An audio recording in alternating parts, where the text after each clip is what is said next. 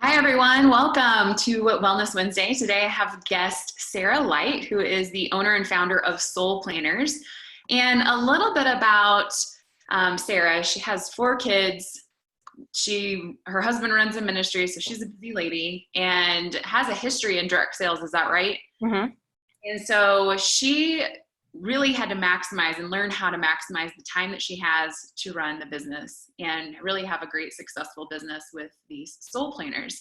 And so she's going to dive into more about how to plan for the future when it's so uncertain, and even some tips and tricks on planning ahead or goal setting. So Sara, go ahead and welcome, first of all, and then go ahead and tell us a little bit about you and maybe kind of how Soul Planners launched before we go into our discussion. Okay. Yeah. I'm excited to be here today. I know I just want you guys to know how lucky you are to have Melissa because the couple of times I've talked to her, I can tell that she leads by example. She leads herself first and she cares and she works hard and she tracks things and she's on top of it. And so when opportunities come up, I've seen her be prepared because of how she's laid the groundwork. So you guys are just lucky to have her as a leader, and I hope you know that. And I'm glad that I got to connect with her. And I live in Ohio, far away from you guys. And I first started Soul Planners about 3 years ago. I was in direct sales. I was a top leader in my company, and I loved my experience in my season, and it really prepared me for what I do now with Soul Planners. And as I was building my business and making a lot of appointments and phone calls and Zooms, I never had a planner that could hold all the details and the goals and the tracking and helping people move up. And I needed something to catch all of those things. So I also love like graphic design and layout. And so I got to, in the season where I had my third child, when he was an infant, I found myself home a lot more. I started tinkering around more on the computer, designing a planner for myself. And that's kind of where the Soul Planner came from. And just other friends in the company I was in started using it. And then I found a printer that would manufacture it if I had a high enough volume. So I just decided to put it out there. I used everything I knew from my direct sales experience, which helped launch Soul Planners. And then sadly, it came to a point where I couldn't do both anymore and be the mom I wanted to be. So I ended up putting my direct sales business down. But every day, I'm just so thankful for my season there. Yeah, awesome. Thanks for sharing. Yeah. So let's dive in to our topic today and just tell us a little bit, like, how do you specifically plan when things are uncertain or unclear? Because I think right now that's something that is really popular with a lot of people, is almost feeling stuck in this moment because they don't know what's going to happen. And there's just so many unknowns that a lot of times that keeps people back from progress at all. So what do you do? Yeah, great question. What do you do? Because everything you've done before probably isn't working or Right. it could be frustrating or, yeah, just a bit of a floundering feeling. So if you're feeling that, you're not alone.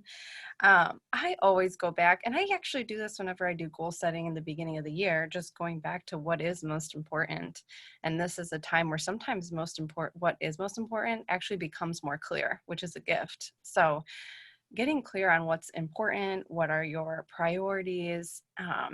This has been a good time to ask yourself, um, especially as things are going to start to be reopening soon or have already begun to, asking yourself, what do you want to leave behind in like pre-pandemic life? What do you want? What have you learned during this season that you want to leave behind that you don't want to bring into your new routines and new ways of life?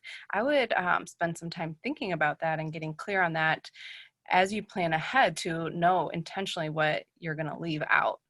Um, and a good question I like to ask myself when I'm trying to figure out what is important, sometimes just the question of what would make this next season the most positive and growth-filled, meaningful season, and to picture it. And that gives me a starting place to start figuring out, what am I going to say yes to? What am I going to say no to? And it's like, it does seem kind of slow, and some people don't like to pause long enough to think about that. But all your next decisions after that become so much easier and quicker and more clear once you know what is important, what are your priorities. Definitely. It's almost like painting a vision and like where you're going to be, in the next season or a year from now, 5 years from now. And really, are the decisions that you're making now aligned with that vision? And I think it's so important because we can't just every day start a new day and be like, okay, what do I have to do today? It has to fall in line with a bigger picture. So I love that. I love getting to that bigger, broader thought processes. Yeah, I've noticed you're good at that. That's a good strength of yours. My strengths finder, actually, strategic and yeah. Okay, so we kind of touched on this already. Is there anything else, like what questions we should ask ourselves to make sure we're making the most of the season and growing? So yeah, well, I guess another note off of that is admitting that things are different and not just trying to get back to where you were before, but it is different. And sometimes that might mean to pause and actually maybe grieve something that's lost, like a goal that's not possible anymore, or just being willing to do that and willing to admit that, because then you're free to like really start looking forward and with a lot of hope to be like, okay, so that's done or that's gone.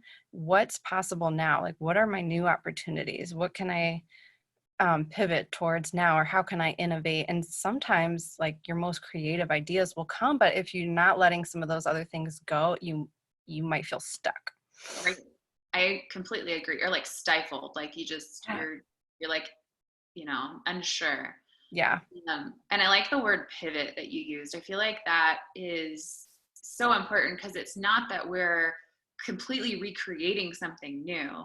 It's just turning in a different direction with the different additions to it. I mean, like my business, we've pivoted, and I think that's just moving more online and engaging differently rather than in-person connections and things like that. And so those are things to take into consideration too during that pivotal moment. And the word pivot makes me think, I recently was on a phone call with other leaders, and they were all sharing about a time where they faced like almost an insurmountable challenge, and how did you overcome it? And we all then picked out one thing that we all had in common from overcoming these big challenges. And one of them was just staying in motion of some kind, because pivoting is a lot easier than like starting and stopping. So if you're not sure even what to do, I encourage you just to do something.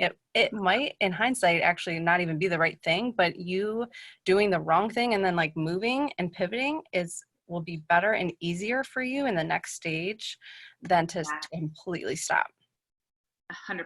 I completely agree with that. And I've even seen that in my business and with, other people on my team that stop completely. Yeah. So hard to get back going. Oh, hold on 1 second. For sure. Sorry. You're good. Okay. And so what is a really common mistake that people make when goal setting and planning ahead? I would say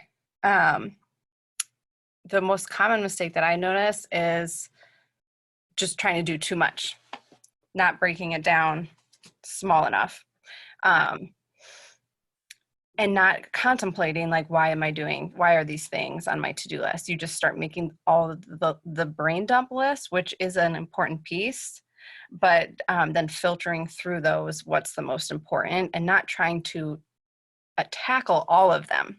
So trying to do too much is one big mistake, and then just being reactive instead of proactive, which again is all about like filtering it through, like what is most important. If you ask yourself that question, what's going to make this next season the most positive and growth-filled season, then like what things on this list are actually going to move me towards that, and what things are going to distract me from that. I do think you need to get all the things out of your head onto a list, but then to rank them and prioritize them. Many majority of people don't do that one step, and it can make all the difference in where you're spending your time. For sure. And one thing that I like to do is that book called Frog Yeah. have you read that book before? No, but the concept I've heard of. Yeah. And it's like getting those hard things that you know are not your favorite thing to do, but they're necessities. Get that out of the way first and Hmm. start with that in your to-do list rather than waiting to the end of a week or a month. And then you're like under pressure. And then a lot of times it doesn't get done because Hmm. it's not your favorite. And you've done all these other things that you feel accomplished, but then the most important thing that you needed to do, you never did. So it's so important to prioritize in that manner and really, thinking what's going to move me forward for the, Yeah. phase. And I love that. So talk a little bit about in your planners, how you incorporate some of this. So you have a brain dump section and you have a lot of questions to help you really dig deep into your personal goals, goal setting every single month, and even like a recap of how your month was.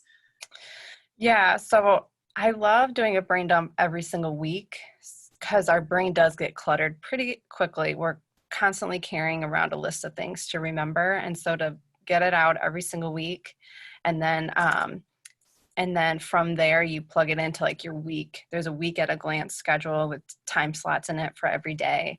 And then you start figuring out, when am I going to do these things? And then you also, after you brain dump, you prioritize what are your top 3 important things. That would be like the frog. I don't, what are you going to do first? Because even being clear on that, even if you go through your brain dump and you figure out your priorities, and let's say you don't even look at your planner for the rest of the week, the fact that you wrote it down once, Mm-hmm. there's something the way your brain connects with the way you go through your week. You know what's most important, and it helps you make decisions on what to do with your time for the rest of the week.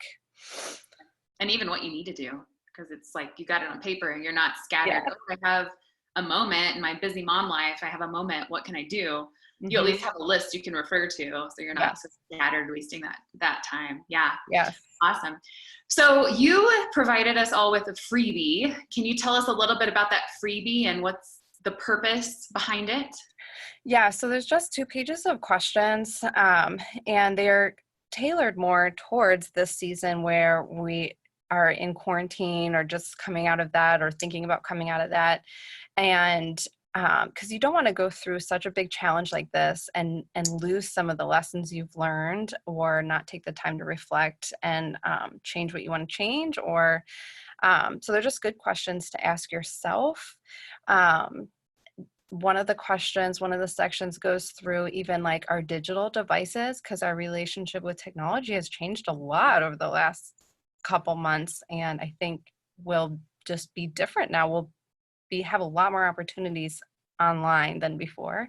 And so what do you want your relationship with your digital devices to look like? To actually think about that. You might not have had to do that as much, but to do that now will serve you through the rest of the year. Like how often do you want to be on that phone? When do you want to turn it off? How are you going to connect with people over the next couple months while things are slowly starting to reopen? So just a way for you to be intentional as you're planning your time and really becoming the person that you want to be. How do you keep that clear? Yeah. Awesome. Well, thank you for providing that. I think Yeah. people will enjoy that. So I've also attached your website. People can check out your planners. And of course, you can reach out to Sara online or through her email. So is there anything else you want to leave us with today? Um, no, I think just I love that we're all going through it together. So to use this group and to use Melissa as a resource, to reach out to her and to reach out to each other as you guys have even wins, like um, even as you go through the questions, once you answer them, if you had an aha moment, I would put it in the group, because that really helps other people process through things as well. Yeah, for sure. Well, thank you so much, Sara, for being here with us today. Appreciate Yeah. your Thanks for time. having me. Yes, of course. Okay, bye. Bye.